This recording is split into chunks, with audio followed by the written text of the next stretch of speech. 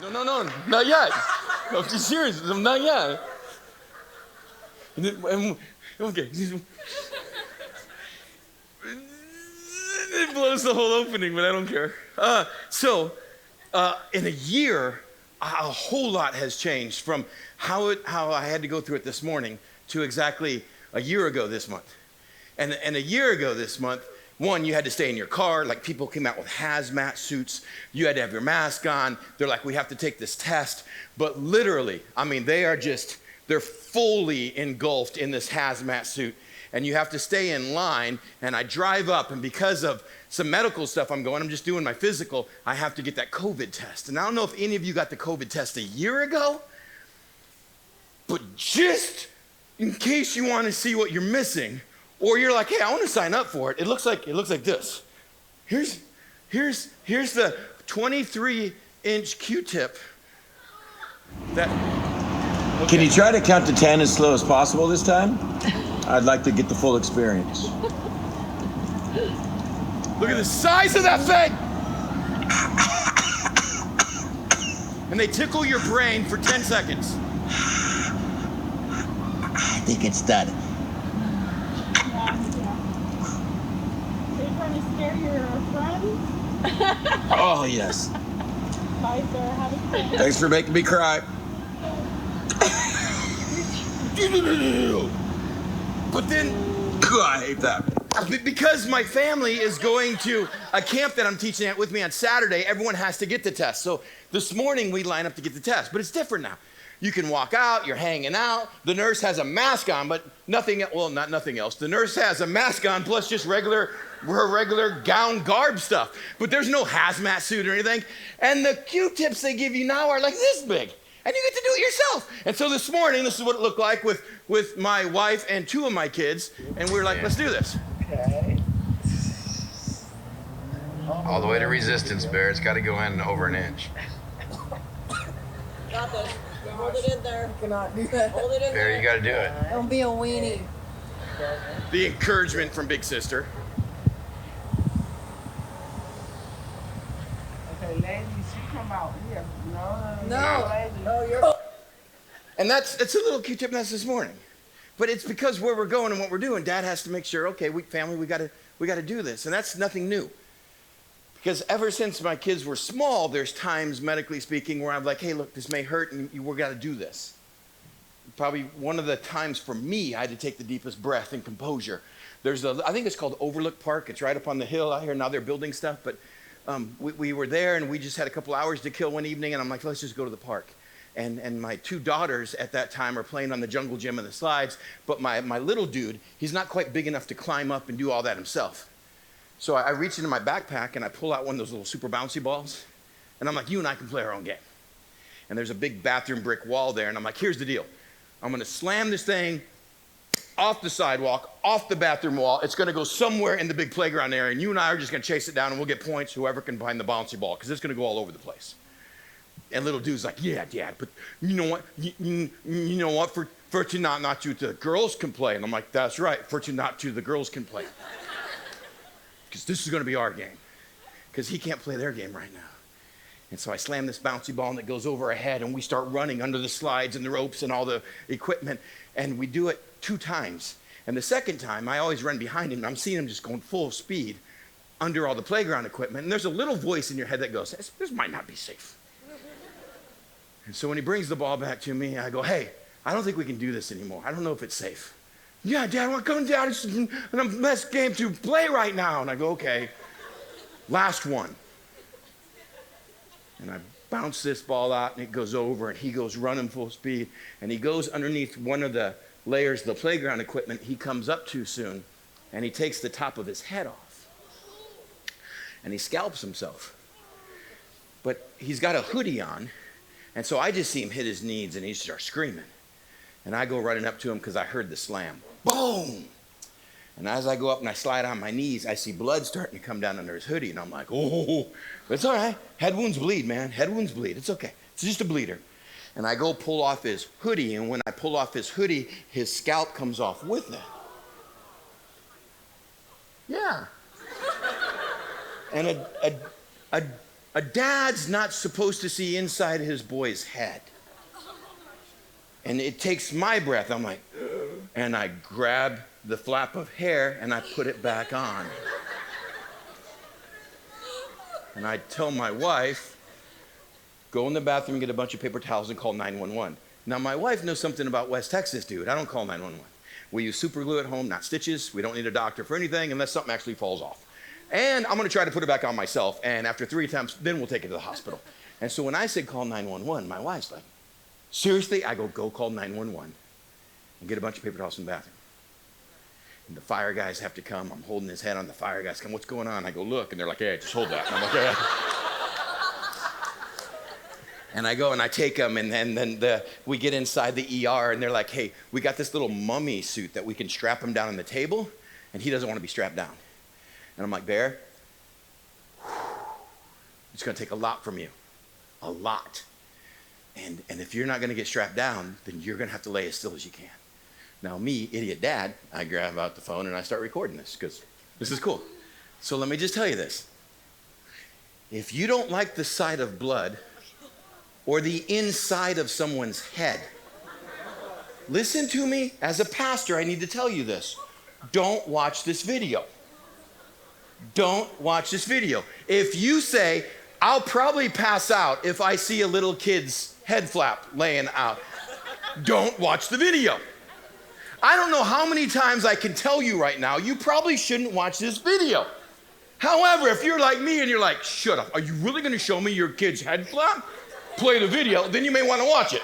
But for the rest of you, I'm just telling you, if you're about to faint, don't sue me because I told you, don't watch the video.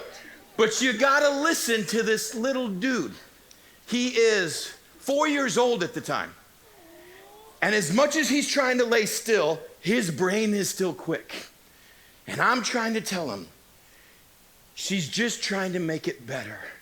She's just trying to make it better. And his line is brilliance in the midst of his head being stapled back together.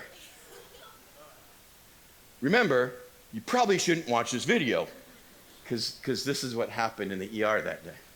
Are they done? Almost. She's doing such a good Great job. job. Great job. You can videotape because there's other patients, so you can take pictures. Okay. Good job. That's all right. Taking little pictures. Feel better? No. I know. She's making it all better. No, she's not making it better. She's making it better. That's just great. Isn't that brilliant? She's not making it better. She's making it badder. And I'm like, he's awesome. And then they put staples, and he has a permanent horseshoe in the top of his head, and he's my good luck charm. Now we can.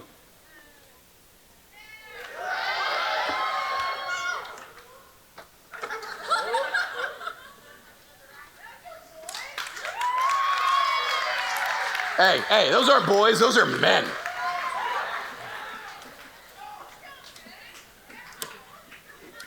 Now, if you want to just piece together those 3 little clips of mine, and if we want to go back in, we okay? What, from here? All right, fine. I know. I'm so not cool in front of this age group anymore. And I know that, and I understand it, and I'm not even trying to be, but there's so much insecurity and self-consciousness of going, why are you in front of the coolest group at North Coast when it's you? And so I'm here. So if you just take those 3 clips and put them together, now I don't know what happened again. Now I'm just let's close in prayer. Oh, and do I need to stay? There's the living room experience going on. Are you following me? Do I need to stay up here? Are we okay, Chandler? Okay. So if you just take those 3 clips and you put them together and we examine that day and all the stories that happened, what are you going to come up with? You're going to go, well, here's what we know about Chris as a dad. He's really into medical stuff. He's into taking care of himself. He's into modern medicine. He's into modern practices. And he's making sure that his kids are taken care of medically, physically, even when they don't want to, or even if it's a cost to them, or even if they don't understand what's going on. Chris as a dad, his main role there is to medically provide for and take care of his kids. To which, if I'm listening to you, I would go, yeah, but no. You took 3 clips, 2 of them within a year apart. One goes back to 2010. And now you've kind of extrapolated those stories and said, here's who Chris is as a dad. And I go, that is just, it's one very small piece of what I get to do and be as a dad. But you haven't seen any vacation videos. And you haven't seen any of the fishing trips. And you haven't seen any of the times where I just sit and have long conversations with kids. You haven't seen me try to help them with their homework, because I don't. Their mom does. But you haven't seen any clips of me helping them with school projects or carve pumpkins, because I'm really cool and creative carving pumpkins. They don't come out good, but the idea is amazing. You haven't seen me sit down and talk to any of my daughters about serious relationships or boyfriends. You haven't seen me help them with Halloween costumes when they were smaller. You've just taken a few stories, and in that, you've got Chris and modern medicine, and yeah, but there's so much more. And when Paige and your team said, hey, can you show up and do a Thursday night? I said, what are you guys going through? They said, we've been going through the whole wilderness thing, and now we're into the promised land theme. And here's the stories we've been hitting. And you've been drilling down on these little clips here, and a little clip here, and a little clip there, but here's sometimes what we miss when we watch the clips. We miss Dad. And we miss what Dad was doing. And we miss what his kids were doing in the big picture. And if we miss that, we miss our big picture. Because God hasn't changed. God hasn't gotten smarter. God hasn't gotten brighter. God doesn't have more experience under his belt. God doesn't have more degrees. God is. And he's the same yesterday, today, and tomorrow. He is the unchangeable God. And we read these stories not because I'm a fan of history. We read these stories because the way God dealt with his people then is the way he deals with us now. This isn't their story. This is our story. Each one of you are the next video clip. And each one of you get to choose how we see his people, his children choosing their. And this is a choose your own ending life. And right now, you are in a period, an area of life that has more choices than ever before. And so what I'm going to attempt to do over the next 3.5 hours is do a running. Well, you got somewhere to go? What I want to attempt to do in the next 2 hours is what we're going to do.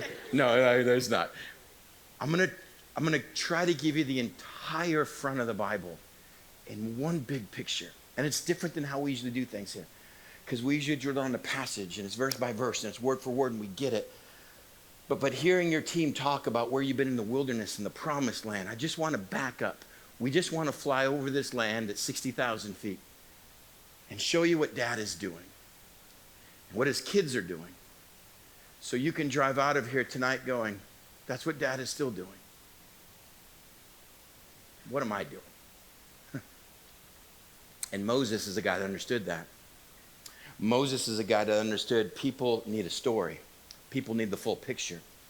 Moses, as you've been doing the last 2 months of these series, is a guy that's led over 1 million Israelites out of slavery.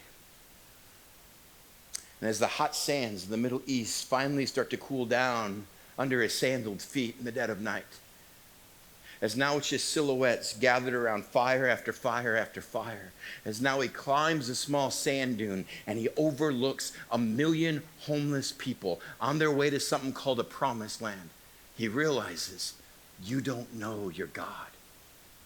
You spent 400 years in Egypt. You spent 400 years with the greatest empire in the known world around you.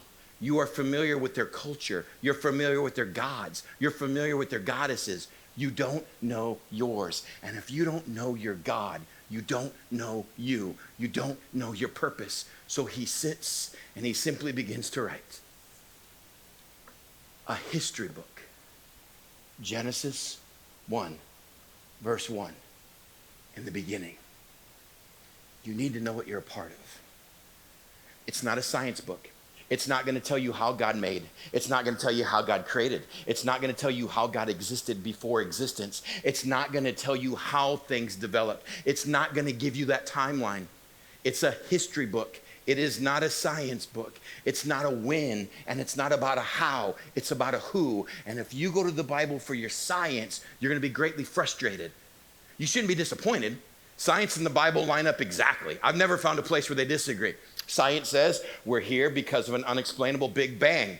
Science says all things have a point of origin. Even today, the galaxies all seem to continue to spread out from an original point in time. There was a vast explosion of some kind of absolute nothingness when there was nothing that created all that we know and do. Science and the Bible align up perfectly. What Moses does with a group of people that are lost because they don't know their God is he writes. It wasn't a what and a when, it was a who. The Big Bang that science can't quite identify was a voice of a creator that spoke creation into being. Does that take faith? Yes, that takes faith. Does it take faith to believe in a vast explosion of absolute vacuum of nothingness that creates life? Yes, that takes faith. You get to choose your own ending. What Moses has given a nation of people is, let me tell you who. It's a who that created. And page 1 and 2, the reason this God exploded this creation into being is because he wanted a relationship with you. And he wanted you to enjoy a relationship with each other. You will have a perfect relationship with everyone around you. And you're going to have a perfect relationship with God. And in 2 pages, we screwed it up. Page 3. God says there's choice.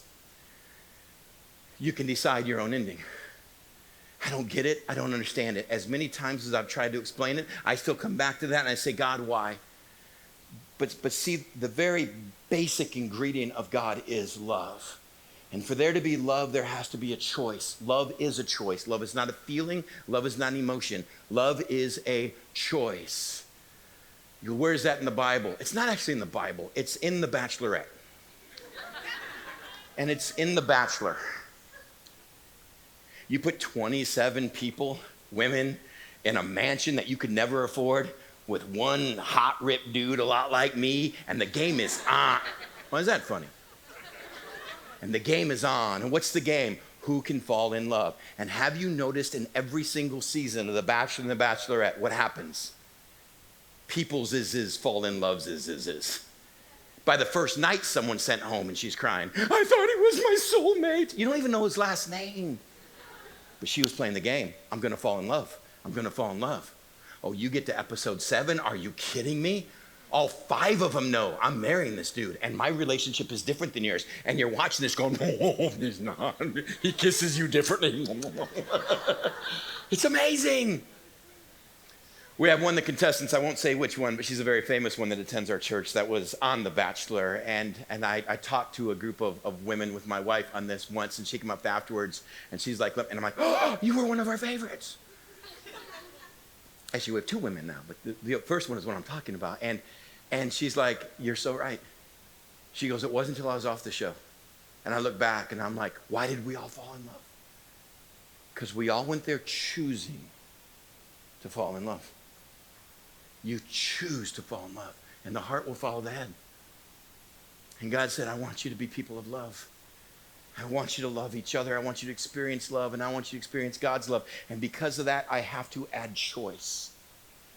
I have to add choice. And if there's a choice to love, it means there's a choice to unlove. If there's a choice to do good, it means there's got to be a choice to do bad. If there's a choice for good, it means there has to, by definition, be a choice for evil. And knowing the heartbreak and pain that some of us will go through, God still allowed choice, yours and others, to happen because he so desired love.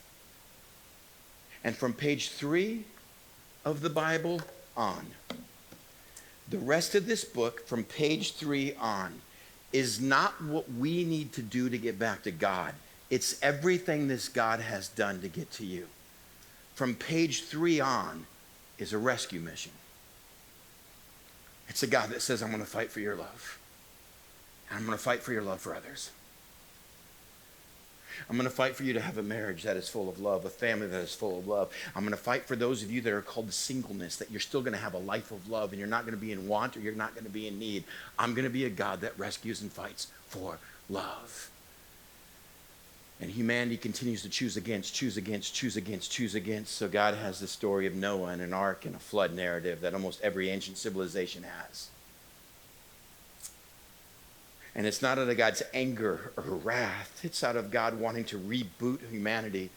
It said God was grieved. His heart was broken at the state of mankind.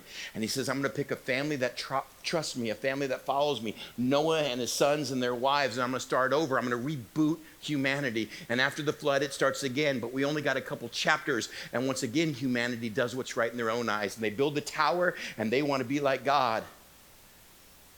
And God said, I'll send a rescue mission, but it won't be out of destruction. It'll be out of love. But for that to take over the world, I have to wait. So he starts his plan. Chapter 2 to chapter 50, the rest of the first book of the Bible is about one family. God says, I'm going to show everyone how much I love them. I'm going to show everyone what it's like to walk with an amazing God. And everyone, when you see it, you're going to say, I want that.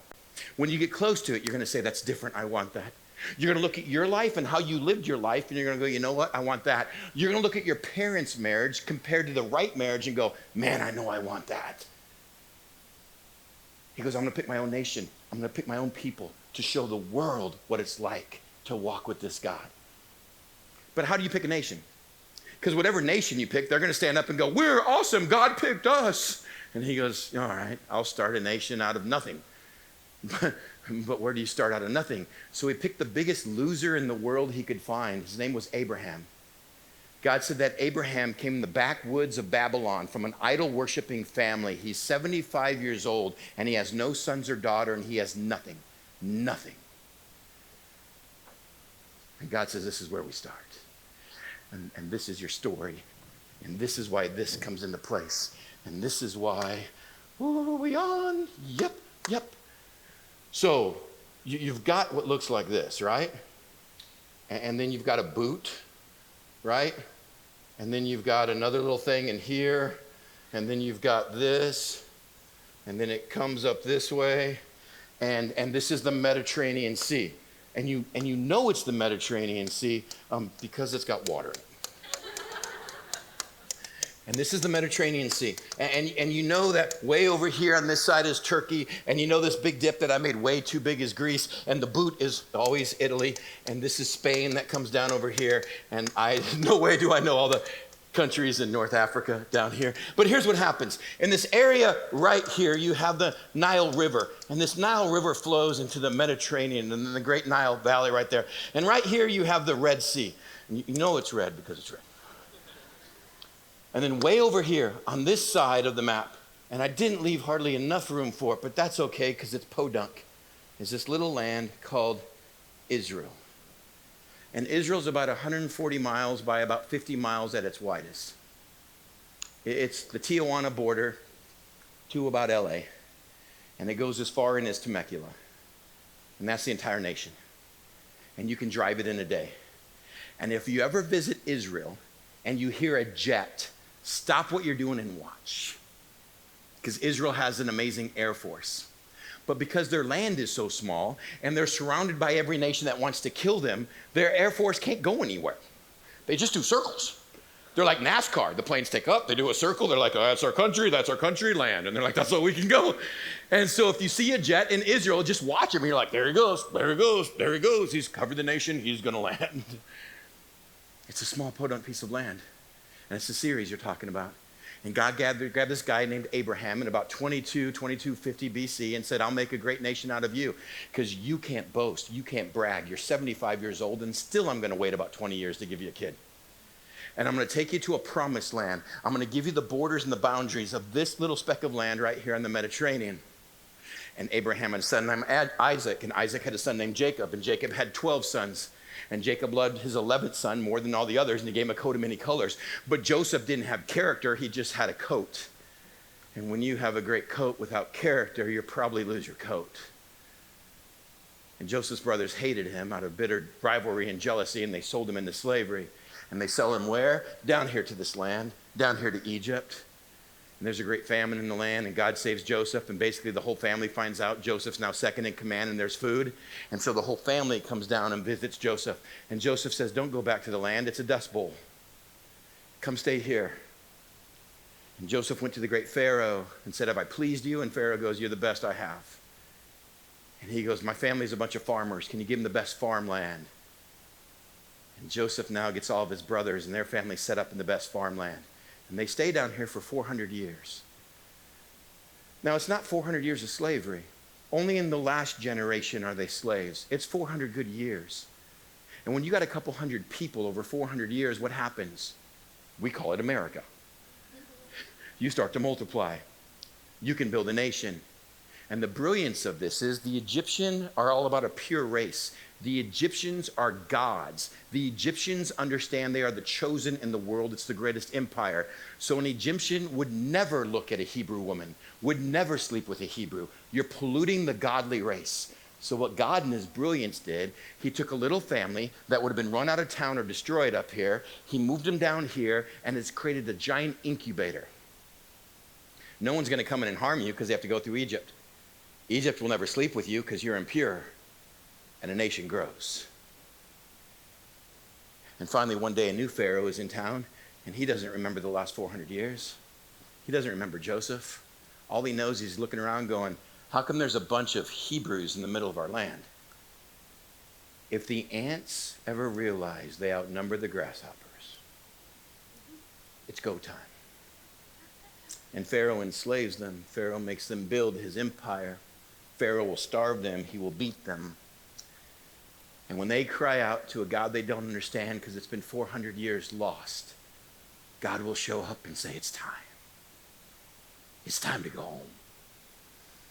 And God will bring all of his force and all of his fury against Egypt. And plague after plague after plague, he will give them chance after chance after chance after chance. Even people that are enslaving, brutally beating and killing his children.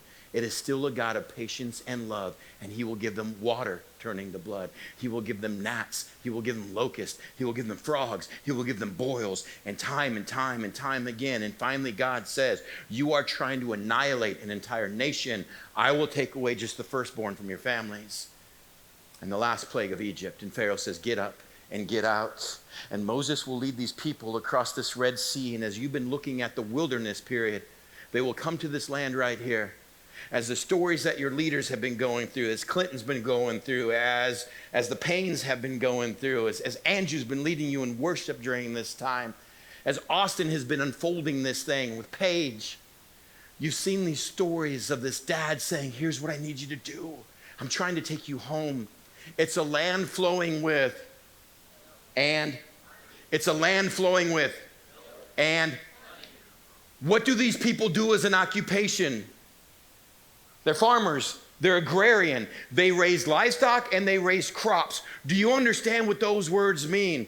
I'm taking you to a land flowing with milk. Where do you get milk from?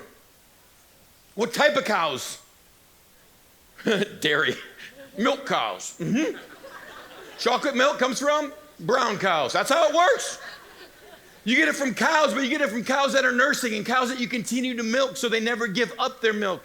It's also flowing with milk, not just that you drink. What about goats? What about sheep? It means that for all of you that raise livestock, you want your land flowing with milk. What does that mean? Man, you're producing livestock. Oh, this is a fertile valley to raise. Okay, those of you that are into livestock, what are you into? What are you into? Oh, farmers? It's flowing with honey. Oh, what's that mean for a farmer? There's two sources of honey in Israel. First and foremost, dates, not bees, dates. And especially in early civilizations, man, Israel was filled with date honey. Oh, for those of you that grow things, oh, it's going to produce amazingly. And then, yes, bees. Bees. The only way bees make honey is if a lot of things are blooming. And if a lot of things are blooming, it means a lot of things are growing. This is a God that's saying, I speak your language. Now, can I remind you something? We don't go back and look at the story because of how God dealt with people then. It's because of how God deals with us.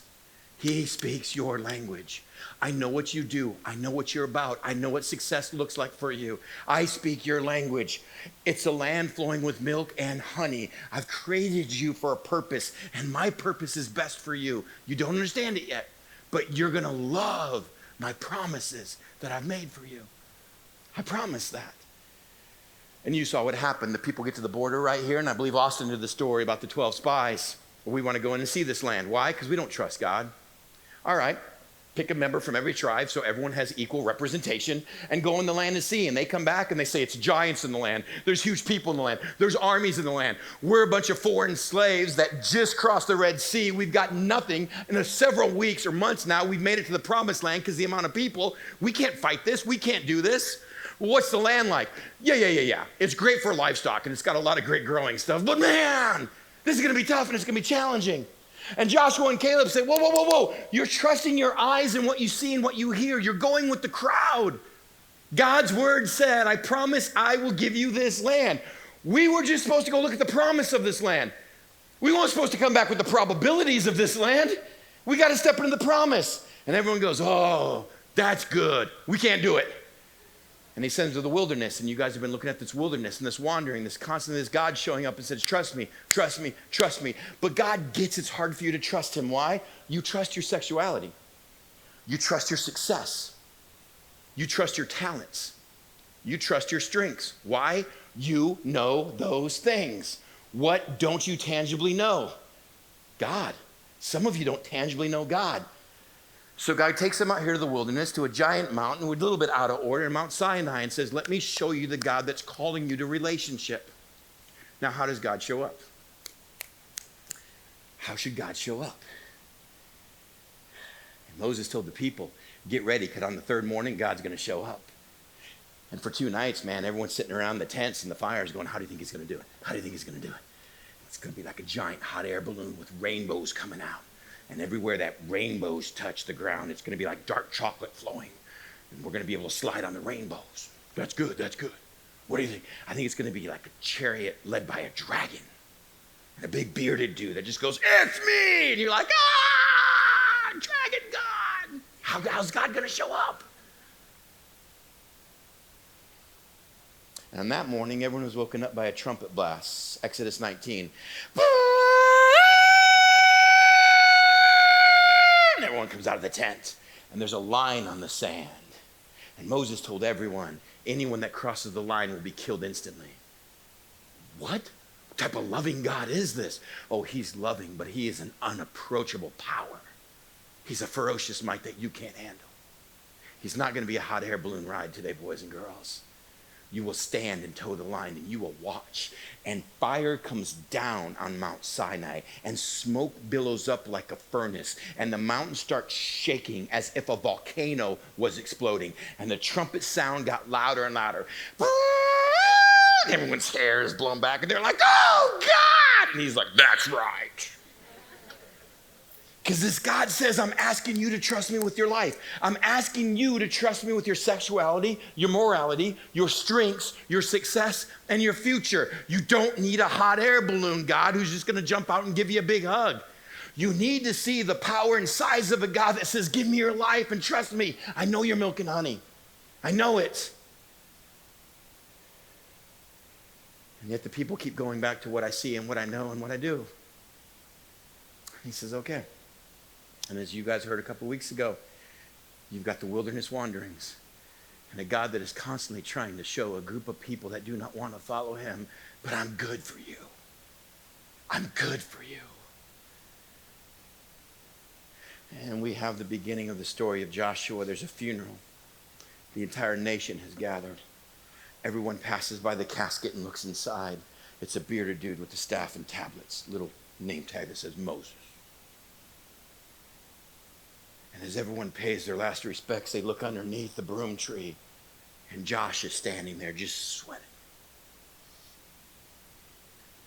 I've got to do this. And Josh marches the people up to the border of this land flowing with milk and honey. But the Jordan River that longs on this side and creates the borders at flood stage. And God simply says in Joshua chapter 3, should be a life verse for you. Early in the morning, Joshua and all the Israelites set out from Shittim. Unfortunate name for a town. But it's in the Bible, so you got to read it. Can you imagine going to Shittim High? Like when you showed up to play another school, the signs that must be in the crowd. You guys smell like Shittim. And you're like, come on, man, it's the name of our town. But they set out from Shittim, And they went to the Jordan where they camped before crossing. This group could have been made Shittim. Hey, you going to Shittim Thursday night, 7 o'clock? And we're going to go with the Jordan on this verse. Where Israel camped before crossing over. And after 3 days, the officers went through the camp giving orders to the people. When you see the ark of the covenant of the Lord your God. Remember that? This is what Indiana Jones is looking for, the little gold box with the angels on top. And when you lift the lid, people melt. They had the ark. When you see the ark of the Lord your God and the Levitical priest carrying it, you are to move out from your positions and follow it. Then you will know which way to go, since you have never been this way before. Oh, please, please, please, Joshua 3:4. Then, circle, highlight, underline. You will know which way to go, since you have never been this way before. Please listen. Then you will know which way to go, since you have never been this way before. I don't know your stories, but I promise you this. You don't know which way to go because you've never been here before. Who are you going to marry? What's going to be a major? Do you even get a degree? Do you finish a degree? Do you go off to college? Do you stay at a junior college? Is this your career? Is this your work? How are you going to do marriage? How are you going to do singleness? How are you going to do family? How are you going to handle it when your kid sits down on his knees and his scalp is sticking up from his head? Let me promise you this. You've never been down this road before. Why in the world are you trying to be God of your life right now? Don't be that stupid. Please don't be that stupid. You don't know because you've never been down this road before. Who are you at 30? Who are you at 35? Are you going to like going home at 41? Is home a place of refuge? My God, have you seen our culture and our world in just your lifetime? What is this culture going to hand you when you're 40? Here's what I promise. You've never been down this road before. You've gotten here before. You've tried to find your milk and honey. You think you know what's best for you, but where's it left you? Wilderness, wilderness, wilderness. So here's what I need you to do. I need you to get God and put him out in front and follow him. Simply because you have never been this way before. And keep a distance, about 2,000 cubits, it's about 1,000 yards between you and the ark, and do not go near it. And they take the ark, and the nation stands back 1,000 yards. Why?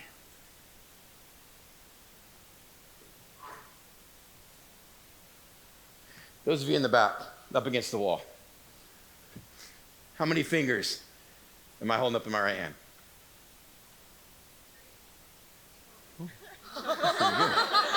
One of you? Okay, in my left hand, how many fingers am I holding up? No, you guys are so wrong and you're guessing. Okay, those of you in the back, how many fingers am I holding up? Oh, why could you do that? We could therefore see it. See, if I do something right here, how many people get to see this? This group right here. But if I back up and I do something up here, how many people? Let me promise you, you've never been this way before. And God said, you put me out in front. And you put me in a place where everyone can see who I am and what I do. And I want my kids to know this is me. I don't just want the front 3 rows to know this is me. I don't just want the front 5,000 people to know this is me. I want all of my kids to know this is your dad. And in spite of who you are and what you've done in your wilderness and the best you've done to train wreck your life, I'm still taking you into this land of milk and honey because the story is not about you. It's a rescue mission. It's a God that knows you screw up. My God, it's on page 3 and every page since then. And it's a God that continues to pursue. If this is a book about what we have to do to get to God, it's a dumb book because no one ever does it. This is a book about everything God has done to get to us when we don't deserve it. Put me out in front. I want everyone to know this is your God that's leading you in the land. And when they take this heavy box and they step into the flood, the waters park. They park on both sides. And everyone crosses. And the very next door, they have to come to what? A city named Jericho, and it's walled, and it's a fortress. And they're a bunch of ex-slaves who've been wandering in the wilderness. And they don't have military, and they don't have an army, and they don't have weapons, and they don't have medals. And Joshua's got to lead them. He goes, Joshua, Here's what you get. And Joshua's like, yeah, you gave Moses a stick that turned into a snake. You gave him commandments. What do I get? Be strong and courageous. Here's what else I'm going to give you. Be strong and courageous. Here's one more thing I'm going to give you. Be strong and courageous. Joshua's like, all the same thing. Yeah. And don't let this book depart from your mouth. Man, you meditate on this day and night. Be careful to do everything written in it. Don't turn to the left. Don't turn to the right. Follow this, Joshua, and here's what I promise you. Milk and honey. I promise you will be successful. But here's what's going to take in this day and age. If you're going to live out your Christian faith, let me give you 3 tips. You better be strong and courageous. You better be strong and courageous. You better be really strong and courageous. Because this is not going to be easy. And in your lifetime, it's only going to get harder.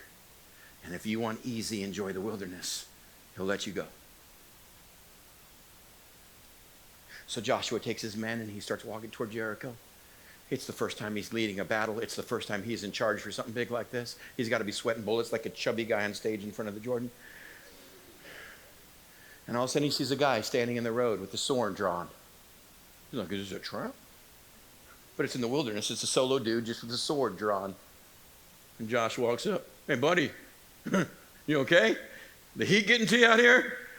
Are you for us or are you against us? See, we're going to attack this town over here. They got an army. We got an army. You're like lone wolf out here with the sword. Are you for us or against us? And the commander of the Lord's army said, neither. Neither. And I wish we had time to unpack that, but if you could wake up and understand an all-powerful God who is not for you, but an all-powerful God that in spite of who you are and what you've done allows you to be on his side. But we've got a Christianity today. Oh, God loves you. Oh, God's your homeboy. God's for you. You can screw him up. You can cheat on him. You can betray him all you want. He's just a big, lovable teddy bear. Whenever you need him, just say a prayer and he'll snap to it because he has to. He's God. He works for you. Are you for us or against us? Neither. But I have a plan. Walk around the walls once, go back home. Do that for 6 days. On the 7th day, do a lot of laps and blow a horn. Well, that's not the plan I had. Yeah, I bet it wasn't. It's the dumbest plan I've ever heard. Yeah. But I'm not for you. Not against you.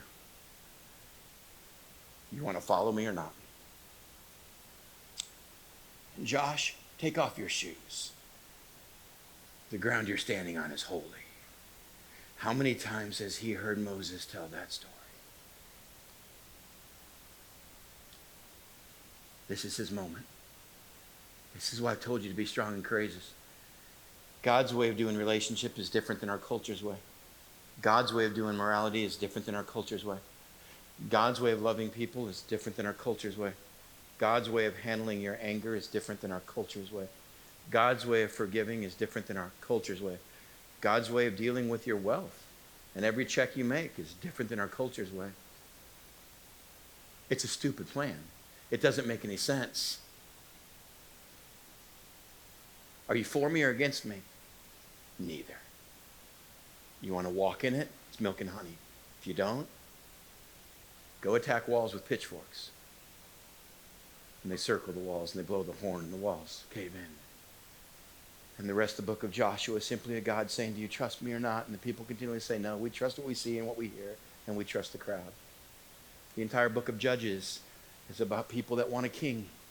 They do what's right in their own eyes. They do what's right in their own eyes. They do what's right in their own eyes. They do what's right in their own eyes. And God says, fine, you can have a king. He's going to lead you astray.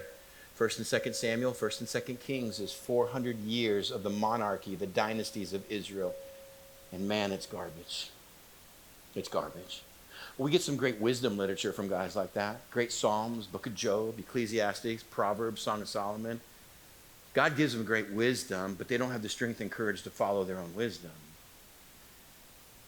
So the rest of the Old Testament ends with a group of guys called prophets. Kind of old Voldemort, Gandalf-ish, pointed hats, bearded stick dudes. Prophets don't prophesy the future, they foretell what God says. In the middle of the book, the back of the Old Testament, is a bunch of prophets that simply go and tell people, in spite of who you are and what you've done, there's a God that still loves you. You got to follow his ways. His ways are stupid. His ways don't make sense. I don't agree with his ways. Well, then exile is coming. And God doesn't give up on him. God will still lead a group back. And he'll give them a little land of Israel. Because right here, in the middle of that land, is Bethlehem. And God will wait 1,500 years from your stories of wilderness and promised land to bring Bethlehem and a son of God, not of man, to show us how to live with others and how to live with God. And God says, you will never get to me, so here's how I get to you. I will make the sacrifice. I will make the payment to buy you back. And why didn't he just do that at the beginning? Why did he wait so long? Why did he let people screw up for 1,500 years? Because Bethlehem starts in a time of a new empire, not Egypt, not Babylon, not Assyrian, not the Persians, not the Greeks. But Babylon starts in an empire of Rome. And there's a little saying that says, all roads lead to Rome. And for the first time in the history of humankind, the known world has one system of commerce, one system of travel, one system of communication. And 130 miles long by 50 miles wide, sits in the very epicenter of all things in the world. The entire continent of Africa has to travel this coastline. All things Middle East and Asia have to run to this coastline. All things from the Roman Empire will run through this coastline. And if you had to pick one spot on planet Earth for which you could start something that would spread to the world, you would have to wait till the Roman Empire, and you would pick the spot right there.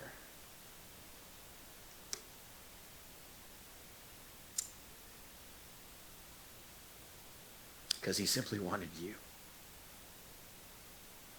The story wouldn't be buried in Africa. The story wouldn't be buried in Asia. He would wait, and he would wait, and he would wait until he could put a cross in a place that the world would know. And that was the first possible moment. And that was the best shoreline to do it. I love that you are catching the clips. I love that you are tearing into the scriptures. But please understand, there's a bigger story of Dad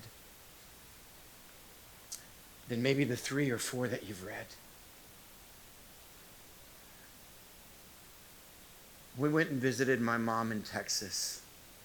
It's where I grew up, born and raised, West Texas. Well, check that, I wasn't born there, but I lived my whole life in Texas. And my daughter, Selah, was about 2 years old, 2.5. And the night we get in there, we're hungry, so Mom fixes us something. Selah's in the little high chair.